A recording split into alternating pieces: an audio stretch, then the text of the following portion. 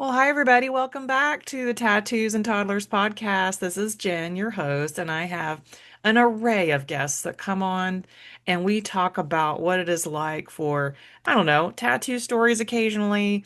We talk about parenting. We talk about caregiving. We talk about lots of different things that we just want to have conversations about real life here. So I want you to welcome Lindsay. Lindsay, tell us just a little bit about yourself, and we're going to get started on our conversation.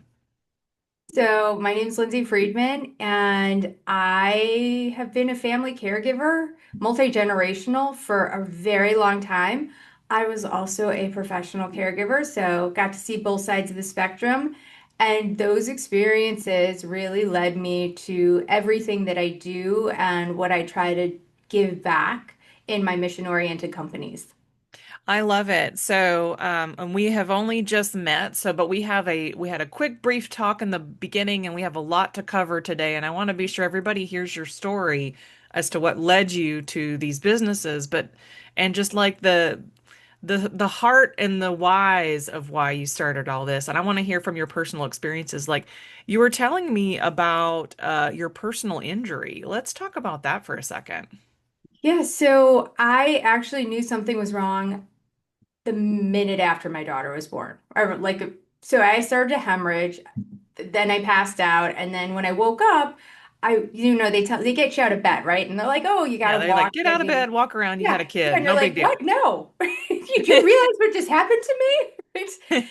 But I got out of bed and I fell. Like my leg just didn't work, and I had such excruciating pain. Like I put my foot down, and it was everywhere. Oh my gosh.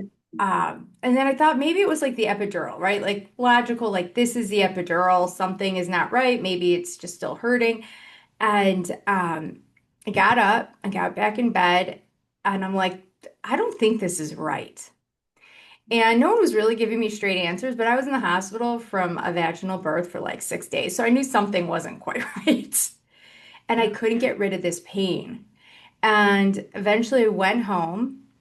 And actually, if we don't want to be too graphic, the I was like, there's something wrong. I know there's something wrong. I was like in agony. I couldn't breastfeed. I couldn't really hold her. I could barely walk. So I went back to the doctor the first time, and here's something a little graphic. They had stitched everything shut. Oh my gosh. Uh-huh. And so I went into surgery. Yeah, right. Like, yeah. And How does one do that? Oh, so that's just sidebar. How in the world does one do that? Oh my they gosh. it wasn't my doctor, it was like another doctor on call. Oh my But gosh. yeah, they sort of justified it as well. There was so much blood. Okay. I'm like, aren't you used to that? You're a doctor, right? Oh my But gosh. so I had a revision surgery and they're like, this'll make you feel better. And it didn't. And so what ended up happening was my pudendal nerve, they had put stitches in it. And it had also become impinged in my piriformis muscle. And your pudendal nerve runs like into your groin. And so it's not like a great thing to have a lot of pain in. And I went almost 2 years without being able to drive because it was my right side, Hmm. being having urinary incontinence. I was barely able to walk. I couldn't sit down. I had to sit on a donut. I mean, it was a really long couple of years, and I couldn't even like hold my daughter. So luckily we were able to get someone to help, and I had like a nanny slash caregiver. And during that time, I had the experience now to be on the other side of care, which was at the time I was not finding it interesting. I was not like introspectively going, wow, this is gonna be a really great learning experience for me. No. But looking, yeah, right. No, there was none of that. No. This was like, how could this be happening to me? There was a lot of emotions that made me not be my best self. And I think that's something I learned when you are caring for somebody, when they are obstinate. I did not want help putting on my socks. I did not want help getting in and out of a car. And there was a lot of, I can do it, right? So I saw what that looks like firsthand. So if you're caring for your parent and they're telling you and you think, why won't they just let me do it? It's really hard, especially when it comes on faster than you anticipate. Um, it was a really rough time that I learned so much from, and it's completely changed the way I care. Yeah, and in that time though too, because you have a little baby, like how in the Yeah. world did that work? Did you have to have the caregiver like hand you the baby? You're trying to play with the baby. It's like, what did you do in those couple years with the baby? Your So the kid. first little, yeah, first little bit's kind of easy because right, like babies sleep and they Yeah, they're sleep. just rolling around and you feed Yeah. them. So we got a lot of tummy time, right? Both of So you. yes, both of us. And she still loves to come even at almost 16 years old and like cuddle up Oh. and lay on my chest. Like, so maybe that good came out of it because all I could do was really lay with her and Oh. sit with her. And so she's my little cuddle bug. Um, but no, when it came to her bedroom was upstairs when we first came home. Eventually, we moved it downstairs because I couldn't get up the steps. Like those first few days, like you're a new mom. Where do you want to be with your baby, right? I was crawling up the steps with like my one leg dragging behind me. Oh my gosh. So it was definitely rough, but we got lots of tummy time. Lots of time. I mean, I'm just visualizing that right now of you crawling up the stairs Yeah. and doing what you need to do and what you want to experience with your newborn going into toddlerhood, right? Yeah. That's wild. So you told me briefly that you something that had worked for your we'll call it your healing process. What ended up happening after that? So I'm sort of a fixer as it is. Like, how can I fix the problem? So we had gone to doctors all over the country. There's a doctor in California who really works pudendal nerve. There's one in Houston. We were going everywhere, and people are kind of like, is what it is, PT, very personal PT. So I was like, this can't be it. This is not gonna be how I'm gonna be. Yeah. And so I started doing tons of research, and I found a doctor who was doing cryoablation of the pudendal nerve for premature ejaculation. Mm-hmm. Yes. And I was like, okay, this is interesting because everyone I had talked to about, like, let's just kill the nerve because then I won't be in pain, then I could do stuff was like, well, you're going to be completely incontinent. That you don't want that. Like, it was having enough with the one issue. And so I reached out to him because he was at University Hospital in Cleveland. So it was luckily in my backyard. And I made an appointment and I said, hey, I read this study. I like went in with like a binder of information. And and so to show you this, like my dad had to drive me there. I carried my donut in a purse. I bought this like big oversized purse. I put the donut in and I like, carried it. So I get in his office and I like slide it under me and I sit down and I have my binder and I'm like, this is my thought. And he was like, oh, you're crazy. I could see it in his eyes. Mm-hmm. And I explained to him, I was like, listen, you can't make me worse. Like, I know this is an experiment. You're not going to make me worse. Like, look at me. And he went and he obviously had to talk to a bunch of people and he came back to me. He's like, I'll do this. And I was like, okay. I'm like, that's amazing. So he's like, I don't know if it's going to work. He's like, this could make you like, you could become more incontinent. You might not work at all. He's like, I have no clue what to tell you what's going to happen. And I was like, that's fine with me. And so we did the procedure and came out. And at first I felt nothing. Like it was, well, no. So they blocked the nerve. And so I felt a little better, right, from the Yeah. lidocaine injection. And I was like, okay, I don't know if this did anything. And then one day I was at the park with the woman who was helping me and some friends and the kids and the babies. And I went and I sat down on the bench and I was No sitting. donut. Yeah. Well, I was holding it and Okay. everyone was looking at me and I'm like, oh, whoa. And I called them. I'm like, oh my gosh, it worked. It worked. And he has since done, like, he became pretty well known for this. That So is anytime, so wild. yeah. That is so wild. Because I wanted to hear that story before we start going into where you start caregiving for other people too. Like, so you were on the receiving side, and now what led you into the other aspect of it, the other dimension?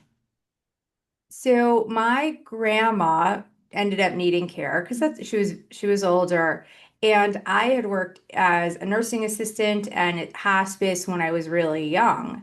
And so it's sort of the natural fit for me to do it. Plus, I was the one who I could take my daughter. We were able to be there the whole time. I had the best schedule for it. That's awesome. And yeah, and I loved her the most, and she loved me the most. I love So, it. yes. So I ended up seeing a whole other side of this as well. And I went into caregiving. I was never as frustrated or aggravated. I saw the challenges. Yeah. There are definitely challenges that you navigate financially, emotionally with families. I saw those, but I had just come off of like needing help. And I'll tell you, my grandma was there for me and sat with me so much of those first days that I needed help. So it was like such a gift to be able to give it back to her. Yeah. Do you have some memories of that? Like some cool memories that y'all had while you were doing the flip? Um, so actually the funny story, and this is actually before I was injured, she came to sit with me while I was in labor. And she was the cutest thing in the entire world. And she's sitting with me and she's looking at the monitor and she would narrate my contractions. And she'd go, "Oh, they're going up, up, up. It has to be hurting really bad now." And she'd be like, "Oh, it's getting better. It's getting better." It's such drama about my contractions. I finally had to look at her and I was like, "You must leave." Oh my gosh. I can only imagine. Oh, she was so cute. Oh, I love Yeah. that. And, so with you and your daughter too, did y'all have any memories together when you were caregiving for your grandma? She has a lot of memories. So my grandma was a Holocaust survivor, Mm, and she was in Auschwitz and had some pretty incredible stories and inappropriately told them to a very young person. She did it for me too. Yeah, but I think it my daughter now sits and tells her story. Like she goes around speaking, sharing her story. So I think that is something that I can see in my daughter that yeah. really left an impact of wanting to share her story and show what she overcame and show that you can go through some of the most horrific things ever and come out and still love life and laugh and be a enjoy what there is. And my grandma really did that. And I can see those things in my daughter. Oh, I love that. It's kind of like paying it forward to another generation a little bit. Yeah. I love it. So where has the caregiving path led you today? Like, what are you doing now? Tell me some things about what you have going on. So I started two companies that were really to support family caregivers. And the first one's called CareBloom. And one of the stories that like really was part of one of the features of it was my grandma, who was adorable as could be. I would have to go to the grocery store and I would say to my grandma, "Stay in the house." Right? Can you just stay in your chair? And I remember one day I turned around because I forgot something, and I see my grandma walking down the sidewalk. And I call her. She has her phone with her because she wasn't going to go anywhere without her phone. She, Hmm. she she loved a cell phone from the day they came out when they were like giant. Hmm. And I call her and I see her answer. Now I'm like kind of hiding. I'm like, "Hey, what you doing?" She's like, "Oh, just watching TV. When are you gonna be home from the store?" And I was like, "Are you really?" And she's like, "Yeah." And I'm like, "But I see you." And she looked over and she was like, She's been caught. "She's been caught." So that's called eloping in the county care space. So that's part of one of the features that we have is if somebody leaves the house, it lets you know that they've left the house and you can kind of redirect. Um, but really built something that I needed in that time to really help people age in place longer, to be more safe. And that was really like, I was like, and now I can help on a larger scale because I can't be there. And hopefully, this takes some pressure off of family caregivers so they can have that moment to see what there is to appreciate in that time, even though it is so hard.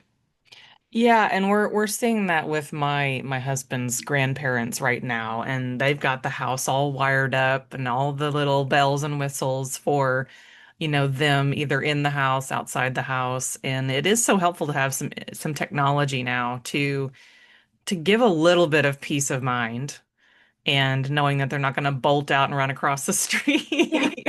Escape. Yeah. And yeah, so it's been so fascinating to watch, and I know that everybody's got different experiences, and my sister is an amazing caregiver right now. She puts a lot of work in with my grandma who's in a different state, and just the amount of work that goes into that in general. So it's I just want to say thank you out there to all the caregivers that are stepping up to the plate when it gets really hard, and then you just take charge and you do the thing. And it's a beautiful thing. And so I witness it all the time. Yeah. And the most caregiving I've done is just, for me having a kid, right? It's like I got all the energy going into her right now. And it takes a lot of energy. Like Yeah. it's a different kind of care for sure, but like Yeah. I think that's where like especially like women our age, we're getting stuck is like you have to care for your child and now you're that sandwich generation and you're doing it both sides and you're kind of being like tug of war played on you. Yeah, because it is, and I'm of that age of I've got, I had my kid at 40, so and I'm almost 50 now, and I'm like, oh my gosh, and then my parents are getting older, his parents are getting older, and what remaining grandparents we have, they're getting older, and there's a lot of discussions that start happening about this, and I'm pretty sure you have this in your field are the things that you're doing is we have a lot of talk about death in general because there's a lot of things that has to happen even when you die, just as much as it happens when you're born. And do you have do you have also support for people that have just a sudden death or things on that help give people resources for that as well, or is it just mostly the caregiving aspect of it? No, so I have another company called LTCareNav that helps to plan for long-term care. Hmm. Sudden death is one of those harder things to address, Yeah. especially when it's not at a time where you're older and you've started to plan. Yeah. But what we do is we really help to you to plan not just your care, but like what do you want that to look like? Do you have your documents in place? Yeah. I think ending your life, which is so hard to talk about, is more complex than bringing a baby into the world, right? Because you're starting off versus wrapping up this great big existence, this life we had. We're wrapping it up, and what kind of legacy do we want to leave? What do we want to do with our assets? Do we want to keep them safe? There's a lot that goes into kind of checking out. And if you want those things in place, you really have to put them there.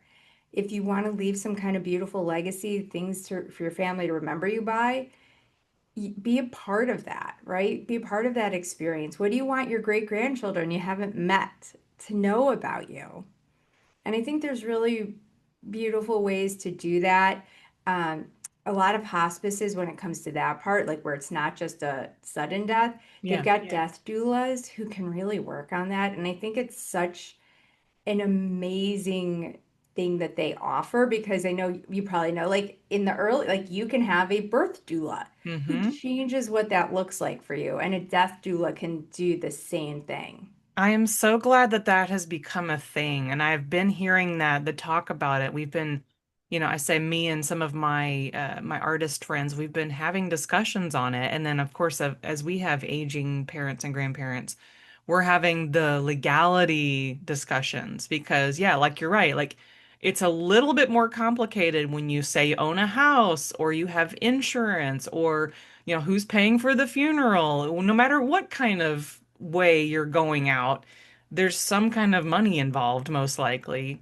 And the more I talk to people about their experiences, the more diverse I find it. And a matter of fact, I'm a wedding photographer by trade. So when I had a cemetery wedding, I learned a lot just by being with that couple, and what they do at the memorial home. So it was very interesting, right? Yeah, I'm like, what is a cemetery wedding? Right? They got married at the cemetery that they work at. It was fantastic. And, and I never in my life thought I would sit around somebody who was very excited to get their crematorium license or whatever you want to call that, because it's such a it is an industry that exists, just like caregiving. We have the death doulas, we have the people that are there to give the tools and resources for people who don't know how to handle their loved one passing on. And it's such an important topic to talk about in general. And just know that at some point, all of us are checking out. Yeah. And what does that look like for you? Yeah. And it is an interesting place to be. So I worked at hospice when I was younger. Yeah. What was that And like? Tell me, take me there for a second. so I was maybe 20. And I remember I was more of a companion. I went in and sat Yeah. with people and helped them do chores and had so many profound experiences. Mm, Um, I remember the one that brought me the most comfort in the most bizarre ways. I was actually training at hospice house, and I was walking with a nurse, and somebody called a resident called the nurse and I in, and she was looking out the window, and she looked at the nurse and she said, "My husband is out there."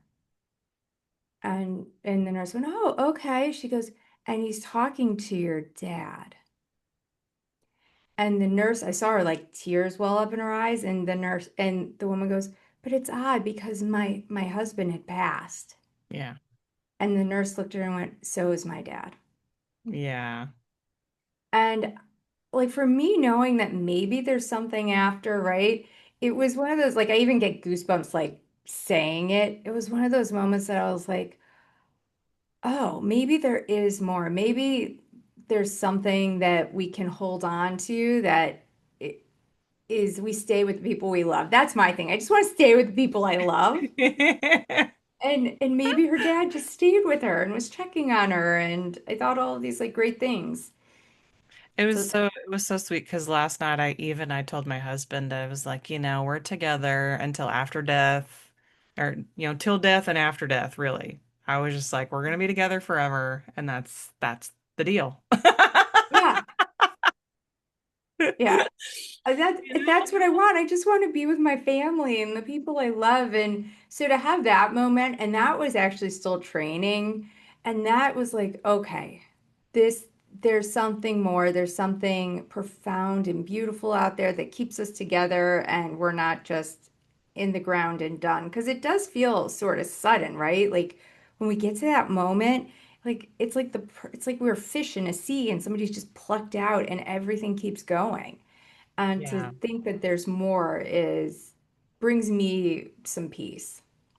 Yeah, for me too. Like, we've been talking a lot about this recently anyway, about just, how do we live our life to the fullest where we are right now? And, for me on the journey of just being me and, helping my daughter be her. And then knowing that the time feels so limited here anyway, right? Like I'm at 50 almost and I'm like, but I feel like I just got started, you know? Yes, it really does. How is Yeah, I'm that like, even possible? That's a whole other topic. But I'm like, when we talk about, just being with people and doing things that are sometimes beyond our capabilities, and we just step up and do the thing. Um, it also gives me hope to know that there's a whole bunch of people out there willing to help and encourage others to also, if we need to step up for something, and just, having all these tools and resources and spaces where they're just not always top of mind, but they're there in the background sometimes, just waiting. And then all of a sudden you need this information or you need to access these services and or just have conversations. I think it's a lovely thing. So, as we start rounding out our conversation, what should we leave people with today, especially if, those similar to me or other people out there that are just on that beginnings of those journeys, either as the person on the receiving end or the person on the giving end, what would we leave with them today? Give me some inspiration about this. Have grace Oh, because it's going to be challenging for both of you. And I think seeing we spent that time looking at that, your care partner, your care recipient loves you. They don't want your primary relationship to change. They don't want you to be their caregiver. They want you to be your daughter, spouse, son, whatever it is. yeah, And so if you get pushback, understand that as hard as it is for you, it is hard for them too. And to make time for the moments of being mother-daughter and make those times so you're not just caregiver, care recipient. yeah. And and that also bears in mind when I hear you say that, as a mom trying to figure out how do I just be with my kid, even if she doesn't have needs that are dramatic right now or like huge physical needs, like, but just sitting with whoever that is and then being with each other, that is something that it's the simplest thing, but sometimes for those of us, we overcomplicate it. And so I just want to leave that with somebody today is just don't overcomplicate it and just sit with that person, whoever it is, and just be with them and figure Yeah. out just ways to connect regardless of the circumstances. So, again, it was great to meet you, Lindsay. I'm so glad you could come out to Tattoos and Toddlers today. Do you have any tattoo stories before we go? Um, so I've got this tattoo, So tell me about it. which it looks really funny there because it's all upside down. Yes, tell me So about it. there's a lotus inside the little circle. Uh-huh. And so because of my injury, caregiving is hard, especially in a newer marriage. Yep. So we ended up getting divorced, and she had a really hard time going back and forth. And she Yeah. said, "You're going to forget about me." And Oh, so I actually didn't have any tattoos. And so I went and I put her on my pulse. I love it. So Yeah. in case you can't see it and you're listening on the podcast, it's on her wrist. And can you describe it one more time for everybody listening?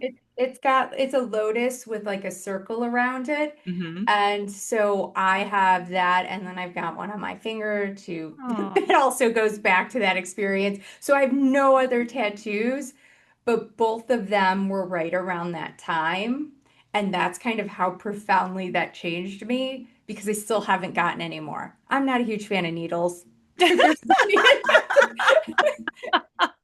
I went like 15 hours without an epidural because I really don't like needles. So, that's so so funny. I have the two because they were it very much shaped who I am. Well, And and I think that's part of the conversation is that um, it's a huge way to memorialize something very meaningful. yes, And then you can always pull it up and be like, yes, this, I tend to look at mine as well. I've got a few, and mine have become like visible. So I can, every time I look at them, I'm like, oh, this is what happened. And this is a memory. This is a meaning that I needed to see right now, or I needed to like, and some people, they'll ask you about them too, and you get to tell your story through that. So that's why I love tattoos a lot too, is you get to tell your story a little bit. But thank you again, Lindsay, for coming on today. And hey, everybody, you're going to look at the show notes and go check out the businesses and see if there's something that you need to connect with Lindsay on.